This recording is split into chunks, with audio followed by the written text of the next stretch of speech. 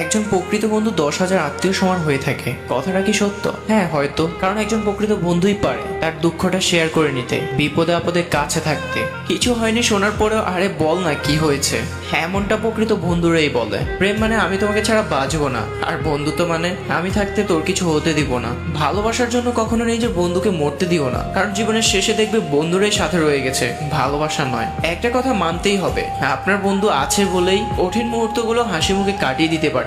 বন্ধুরা এমন একটা জিনিস যারা পাশে থাকলে খারাপ সময়গুলো ভালো হয়ে যায়। একটা সময় যখন তুমি অনেক বড় হতে থাকবে তখনই বুঝবে বন্ধুত্ব একটা আলাদা সম্পর্ক। বন্ধু হারানোর সত্যি খুব কষ্টের। তারাই প্রকৃত বন্ধু যারা দুঃসময়ে পাশে থাকে। প্রকৃত বন্ধুত্বের চেয়ে মূল্যবান এই পৃথিবীতে আর কিছু হতে পারে না। বন্ধুত্বের কখনো ব্যাখ্যা হয় না। সত্যিকারের বন্ধুত্ব হচ্ছে সুস্বাস্থ্যের মতো, একবার হারিয়ে গেলে তার মূল্য বোঝা যায়। কখনো যদি পুরো পৃথিবী আপনার বিপক্ষে হয়ে যায় তখন দেখবেন আপনার প্রকৃত বন্ধুটা আপনাকে ছেড়ে যাচ্ছে না, আর এর নামই বন্ধুত্ব। আপনাদের কাছে বন্ধুত্ব কি মনে হয়?